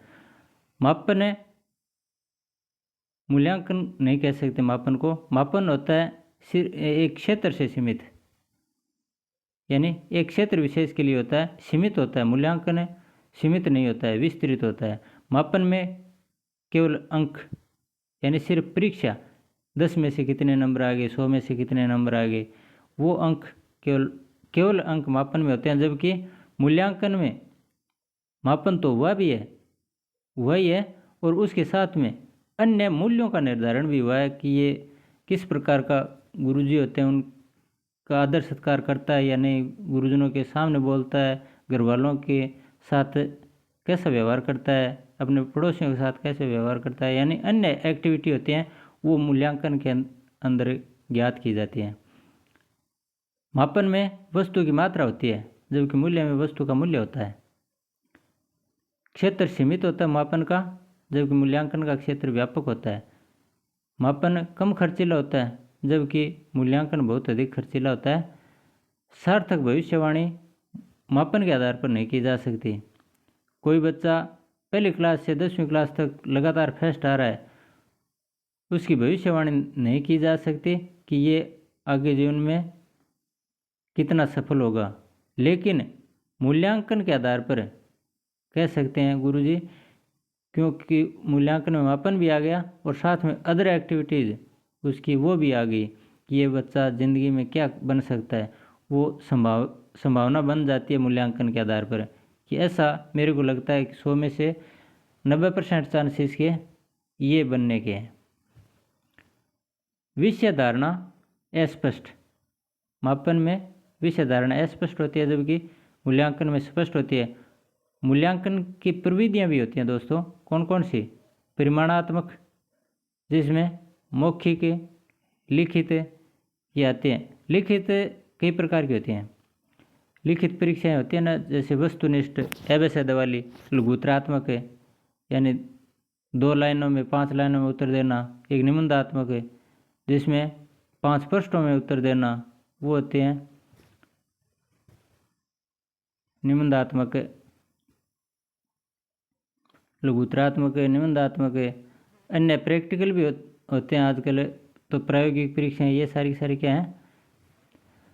एक परिमाणात्मक। इनके अलावा गुणात्मक प्रविधियाँ होती हैं। इसमें संचयी लेख, संचयी आलेख है, ये क्या होते हैं? प्रगति पत्र होते हैं ना, कार्ड मिल गयो माने, कहते हैं ना कई बार पेपर दे के आए, आज हमारा रिजल्ट सुनाया जाएगा, हमारा कार्ड मिल गया, उसमें मेरे इतने नंबर आए, तो वो संचयी आलेख होता है। निरीक्षण, छोटे बालकों को देखना, वो निरीक्षण में आता है। एनेक्डोटल आलेख, ये घटना वर्णन व्यवहार संबंधी, यानी घटना का वर्णन किया जाता है, उससे व्यवहार का पता चलता है बच्चे का। कोई घटना के बारे में बच्चे से पूछा कि आप उस घटना के बारे में बताइए, वो लिख कर बताता है, तो वो जिस शैली में बताता है, बताने की कोशिश करेगा, उससे गुरुजी को पता चल जाएगा कि ये बच्चा किस प्रकार का है। अगर वो चोरी प्रवृत्ति का होगा तो उसमें लेख में चोरी से संबंधित शब्दों का ज़्यादा प्रयोग करेगा। अगर वो संत प्रवृत्ति का होगा तो वो धार्मिक शब्दों के प्रयोग ज़्यादा यूज करेगा उस लेख में। तो घटना के वर्णन से उसके व्यवहार के बारे में पता चल जाता है। जांच सूची, इसमें हाँ या ना से संबंधित प्रश्न पूछे जाते हैं। टिक लगाइए, जैसे 10 प्रश्न दे दिए और उन प्रश्नों के आगे हमें सही गलत बस इतना ही लिखना है। तो जो उसमें सारे प्रकार के प्रश्न होंगे, जांच सूची में 10 प्रश्न दिए तो वो 10 प्रकार के होंगे। अब उस 10 प्रकार के प्रश्नों में उस बच्चे ने टिक किया है, वो टिक के आधार पर अंदाज़ा लगाते हैं मूल्यांकन करने वाले कि बच्चा किस चीज़ को सही मान रहा है। इसका मतलब ये जिस क्षेत्र को सही मान रहा है उस क्षेत्र में इसका रुझान है। रेटिंग स्केल, ये व्यक्तिगत रूप से होता है, उच्च कक्षाओं के लिए उपयोगी है। बालक के क्षेत्र विशेष की जांच की जाती है। बालक किस क्षेत्र में बढ़िया है, किस क्षेत्र में घटिया है, यानी बालक का क्षेत्र है एक्टिविटी क्रियाविधि, उसके बारे में इसमें जांच की जाती है। आगे देखिए, वस्तुनिष्ठ परीक्षा कितने प्रकार की होती है। ऑब्जेक्टिव टाइप प्रश्न आते हैं, ये कितने प्रकार के होते हैं। एक तो होते हैं अभिज्ञानात्मक। अभिज्ञानात्मक में क्या होते हैं, विकल्प साथ में होते हैं। अभिज्ञानात्मक प्रश्न होते हैं, इनमें विकल्प साथ में होते हैं। उनमें से एक विकल्प का चयन किया जाता है, यानी उत्तर सामने ही है लेकिन उस उत्तर को उठाने में कठिनाई प्रदान करने के लिए उनके साथ 2-3 विकल्प और दे दिए जाते हैं ताकि बच्चा कन्फ्यूज हो जाए। हमें कन्फ्यूज करने के लिए बच्चे को 2-3 अन्य प्रश्न दे देते हैं जिससे वो कठिनाई महसूस करते हैं और उत्तर गलत हो सकता है। तो प्रश्न सामने लेकिन उनका चयन करना कठिन है, वो होते हैं अभिज्ञानात्मक। इसमें बहुविकल्पात्मक प्रश्न होते हैं तथा एकांतर अनुक्रिया, यानी सत्य असत्य, एकांतर एक का अंतर करते हुए और सत्य असत्य वाले, ये भी आमने सामने होते हैं। समानता पर या मिलान चिन्ह वाले, इसको इससे मिलाइए, इसको इससे मिलाइए, ये भी, यानी परीक्षा में हमारे जितने भी प्रश्न आते हैं मिलान वाले भी तो आते हैं और सत्य असत्य वाले भी आते हैं। तो ये सारे के सारे क्या हैं, अभिज्ञानात्मक प्रश्न है। यानी वस्तुनिष्ठ का जो अभिज्ञानात्मक पक्ष है वो। एक प्रश्न ऐसे आते हैं जिनका उत्तर सामने नहीं होता है, ऐसे प्रश्न भी हो सकते हैं, क्या होते हैं। रात का विलोम शब्द क्या, दिन। तो रात का विलोम शब्द बताइए, उत्तर सामने नहीं है, हमें बताना है, तो वो क्या हो गया, दिन।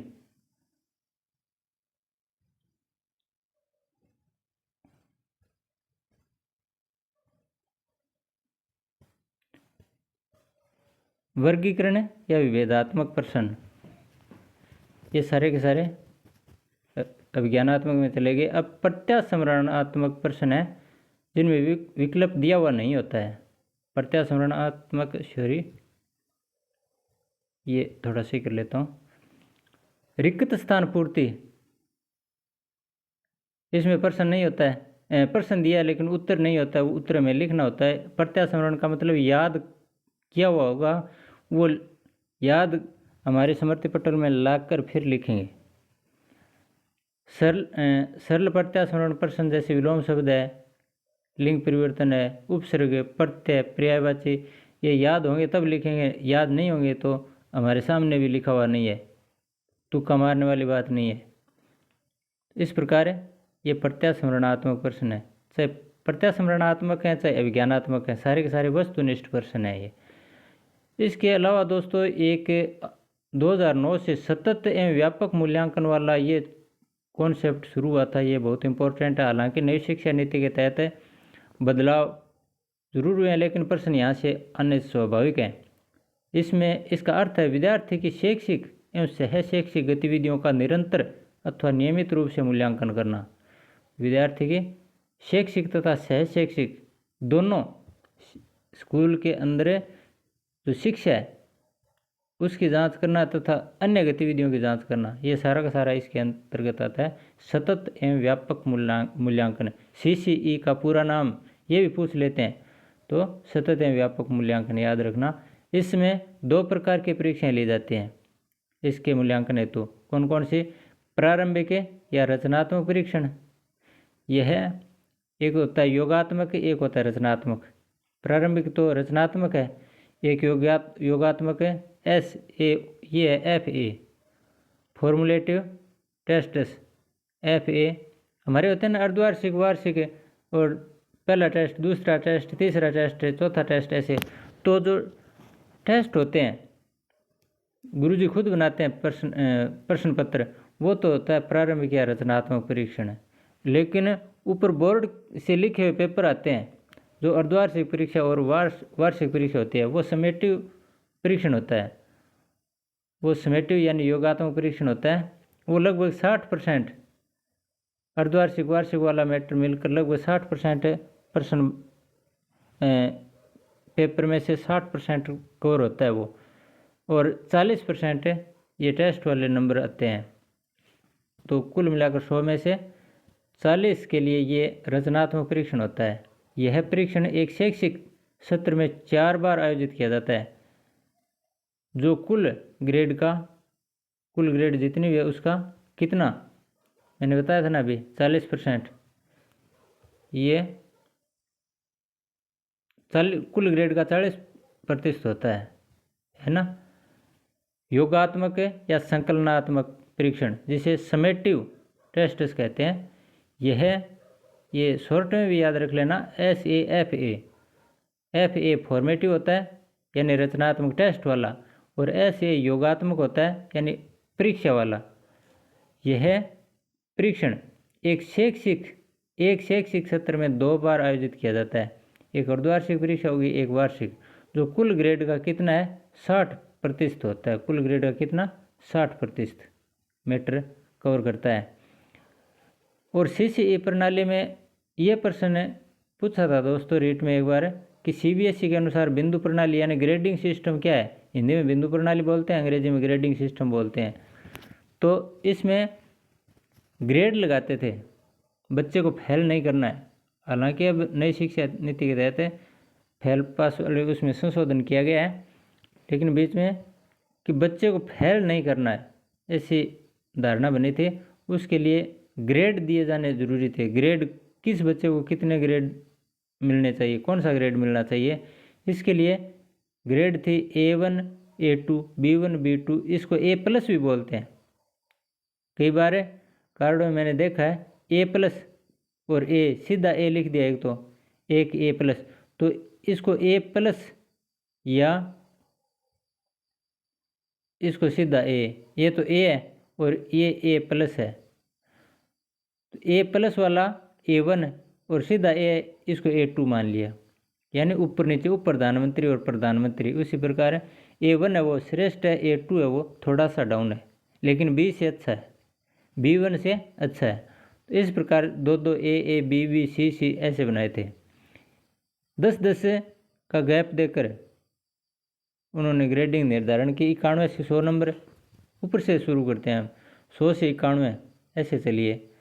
100 से 91 के लिए सबसे बेस्ट है यानी A1, फिर 90 से 81 तक A2, 80 से 71 तक B1, 70 से 61 तक B2, और 60 से 51 तक C1। इसी प्रकार 10 से नंबर शुरू कर दिए, 10 सबसे ज़्यादा, 10 में से 10 नंबर, फिर 9 नंबर, फिर 8 नंबर, फिर 7 नंबर, फिर 6 नंबर। कोई दिक्कत नहीं है, 2 बार A, 2 bar B, 2 bar C ऐसे। हाँ, D मत लिख देना एक बार, 2 बार A, 2 bar B, 2 bar C लिख दिए ना। और 10-10 का फासला रखते हुए 100 से 91, 90 से 81, 80 से 71, 70 से 61 और 60 से 51 ऐसे नीचे की तरफ आ रहे हैं ऊपर से। 10, 9, 8, 7, 6। उम्मीद करता हूँ आप समझ गए होंगे। हाँ, प्रश्न ऐसे नहीं पूछेंगे, प्रश्न पूछेंगे कि एक विद्यार्थी के एक विद्यार्थी ने 82.5% नंबर अर्जित किए। कितने? 82.5। तो इसको कौन सी ग्रेड दोगे? इसके लिए 82.5 कहाँ आ रहा है? 81 से 90 के बीच यहाँ आ रहा है। तो इसको ग्रेड कौन सी दी जाएगी? A2। कौन सी? A2। और ऑप्शन में A2 A1 ये नहीं देकर A+ A B+ B ऐसे लिख दिया तो A2 ने आकर A आएगा, है ना? तो वो भी थोड़ा ध्यान रखना। वैसे A1 A2 ये आते हैं। अब ये 82.5 कहाँ पर है ये आप समझ गए। आगे देखिए अगला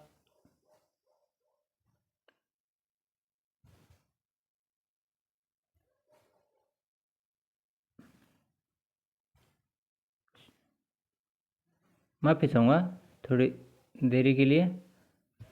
41 है और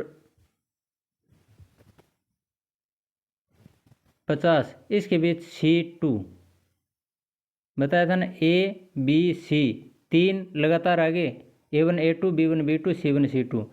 अब ये D है, ये एकमात्र D अकेला रखना है आपको। 33 से 40 के बीच D, 33 से 40 है ये, बस एक याद रख लो आप। और यहीं से प्रश्न पूछते हैं। 33 से 40 के लिए D ग्रेड है और 4 नंबर है। इससे नीचे फिर E1 E2 आ गया।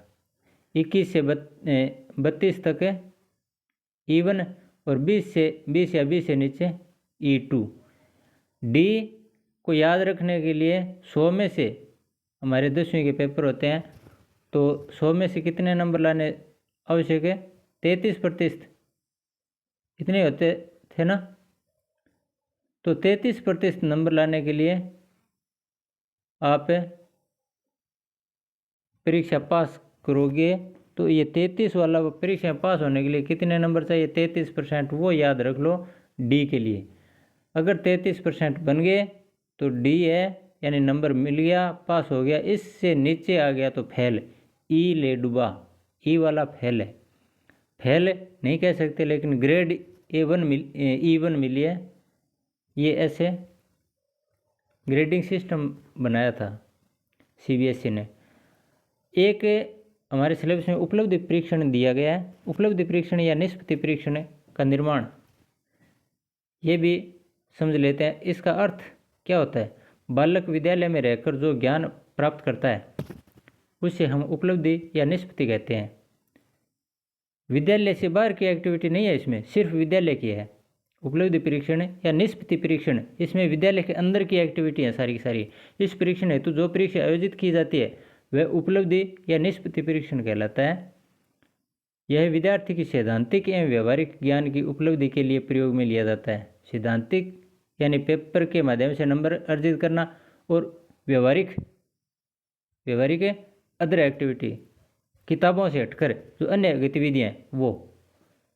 उपलब्धि परीक्षण का निर्माण है कितने सोपानों में?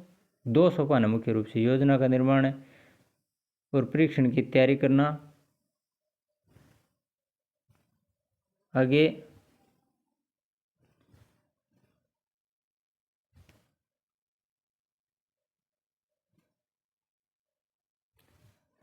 उस स्लाइड में 2 थे, शेष इसमें बताने की कोशिश करूँगा मैं। परीक्षण की तैयारी करना, योजना, नंबर 1 योजना बताया था। दूसरा परीक्षण की तैयारी करना। तीसरा परीक्षण के लिए प्रशासन का निर्माण करना। ये विद्यालय के अंदर की एक्टिविटी है सारी की सारी। विद्यालय के अंदर निष्पत्ति परीक्षण के लिए सबसे पहले योजना, उसके बाद में परीक्षण की तैयारी करना, यानी परीक्षण किस प्रकार से लेना है, क्या करना है, वो तैयारी करना। और परीक्षण के लिए प्रशासन का निर्माण करना।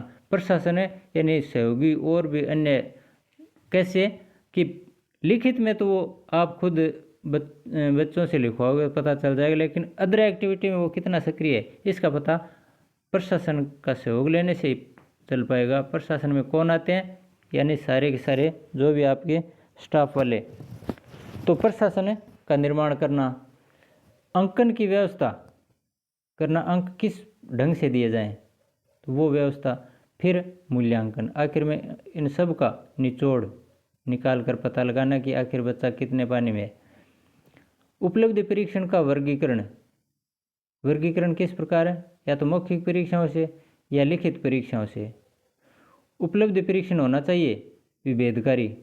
विभेदकारी तो हमने शुरू में पेपर बनाते समय और परिणाम निकालते समय सब में पता हमने बात कही थी कि विभेदकारी होना चाहिए। विभेदकारी का मतलब आप समझ गए होंगे, यानी एक जैसे अंक नहीं आने चाहिए विद्यार्थियों के, ऐसा मूल्यांकन होना चाहिए।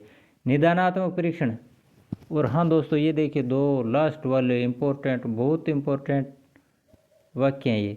निदानात्मक परीक्षण और उपचारात्मक परीक्षण। निदानात्मक शब्द अपने आप में बहुत कुछ समाये हुए, निदान और उपचार। उपचार में तो इलाज होता है और निदान में इलाज नहीं।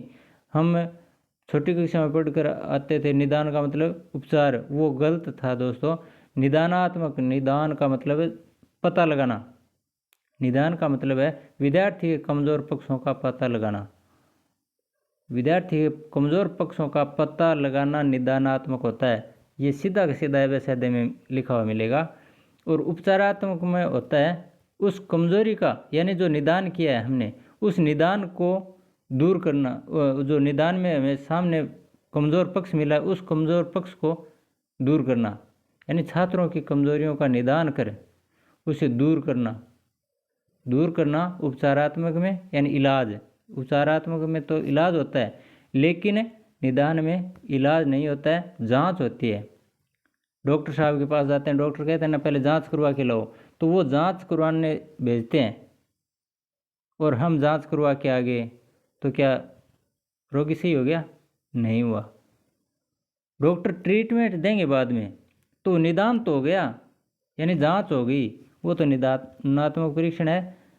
लेकिन सुधार किससे होगा? उपचार करने के बाद में, वो उपचारात्मक शिक्षण है। इस प्रकार है ये दो शब्द, इनमें कन्फ्यूज बहुत बार करते हैं। और दोस्तों इस प्रकार से ये लगभग हमारे 40 नंबर का मैटर है वो कवर कर चुके हैं। इसमें इसको अगर आप वीडियो को 2 बार ढंग से देख लोगे तो मेरी उम्मीद है 40 में से आप 25 नंबर, 20-25 नंबर आराम से ला सकते हो। और इसका मैं एक जो रेट में आए हुए प्रश्न है वो भी एक वीडियो अलग से ले आऊँगा। वो ज़्यादा टाइम बड़ा वीडियो नहीं बनाऊँगा, न मैराथन है न कुछ और है, बस संक्षिप्त में ये पूरा का पूरा में कॉन्सेप्ट है। देखो मैंने कोई 5 घंटे नहीं लिए हैं, कोई 4 घंटे नहीं लिए हैं, बहुत कम समय में पूरी ये कहानी बता दी है। और संस्कृत वाले ये मत सोचना कि ये संस्कृत में नहीं आएंगी, पूरा का पूरा यही मैटर है। संस्कृत भी मैंने करवाया था बच्चों को, तो संस्कृत में भी ये है और अंग्रेजी में भी यही है। हाँ भाषा मैंने फिलहाल यहाँ हिंदी यूज़ की है, तो आप कहीं ये सोच लो कि ये हिंदी वालों के लिए नहीं, सबके लिए है। ये शिक्षण विधियाँ सबके काम आएंगी और इनमें से अगर ढंग से आपने पढ़ लिया तो 40 में से 25 नंबर आराम से आप ला सकते हो। और हमें पात्रता क्लियर करनी है, 40 में से 40 लाने के लिए हमें भागना नहीं है, समझ गए? तो उम्मीद करता हूँ आज का वीडियो आपके लिए बहुत फ़ायदेमंद होगा। गुड नाइट, जय हिंद।